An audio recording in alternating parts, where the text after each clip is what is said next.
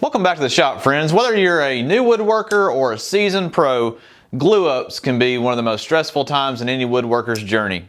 Today, I'm going to show you 3 ways that will definitely improve your success with glue-ups. My first tip is preparation, and preparation is by far the most important thing that you can do when preparing to do a glue lamination. Here I am preparing to glue up some strips of cherry, and as you can see, I have all the things that I'm going to need right here close by. I went ahead and did a mock setup of the lamination, and I've got my 3 clamps all prepared. As you can see, I have my clamps fully retracted. That way, whenever I begin to clamp the pieces together, I don't have to fumble around and then retract the clamps. I've also got some strips of cherry here that will be used to protect the laminated pieces from the clamps. So these I've actually wrapped in some Scotch tape to prevent the glue from sticking to them. I also have my clamps retracted far enough that I can turn the boards over, apply the glue, and then flip it back over, turn the board over, apply the glue, and flip it back over. And that way I have room that I can work without having to move the clamps around while the glue is starting to set. Be sure you're going to do your glue lamination over a surface that it won't harm if there's glue on it. There will be a lot of glue squeezing out of the joints, and if it touches the plywood top here to this table, it won't hurt anything. I'm able to just scrape that right off with a razor blade or a scraper. My next tip, number 2, is to be sure you have your glue prepared before you get started. The worst thing that can happen is to start laminating the boards together or start applying the glue to the surfaces and then running out of glue. That's one of the most frustrating things. So what I'm going to do is I'm going to pour my glue into the small container, have my brush ready to brush it on, and then I can just continue to pour as I go. But I have everything close by, that way I'm not having to fumble around and look for more glue during the middle of the process. My third tip in actually helping improve your glue ups is to have some clamps prepared for surface clamping the boards. And what I mean by that is we're going to be clamping these boards along the length of these pipe clamps I have. And what a lot of times happens is once you start to clamping together, the boards want to move up and down such as this.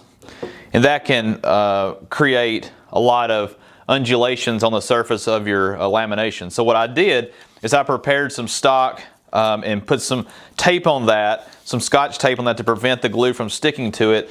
And what I'm going to do is once I get the glue applied, I'm going to clamp these together first. Let me show you how I'm going to do that.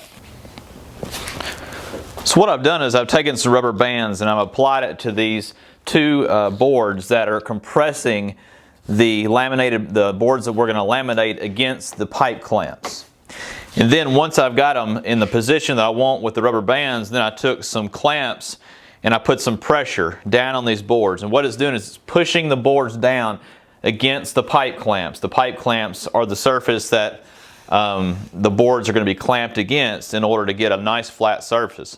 And then once I have the boards clamped down, then I can begin to tighten the pipe clamps together to compress the wood together. And by having the tape along these boards, the glue won't stick to that. And also I've applied some tape to the pipe clamps as well to prevent the glue in the boards from sticking to that as well. Well, that's enough talking. Let's go ahead and glue these boards together.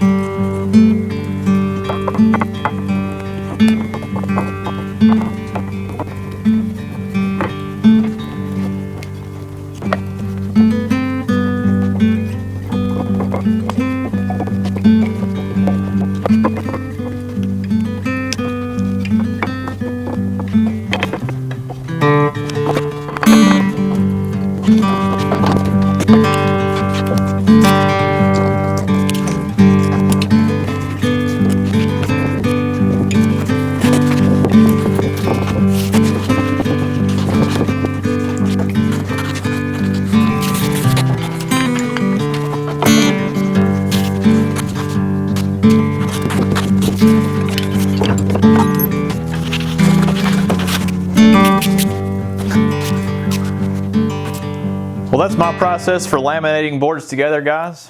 I hope you learned something from this video. I think if you'll take some of these steps into consideration, it'll improve the process that you use as well. If you're new to the channel, be sure to take a look at some of the other videos we have. We are currently building a treadle lathe using only hand tools, and earlier this year we built a Paul Sellers workbench using only hand tools as well. As always, I appreciate you watching the video, and be sure to give a thumbs up and consider subscribing. Thanks again.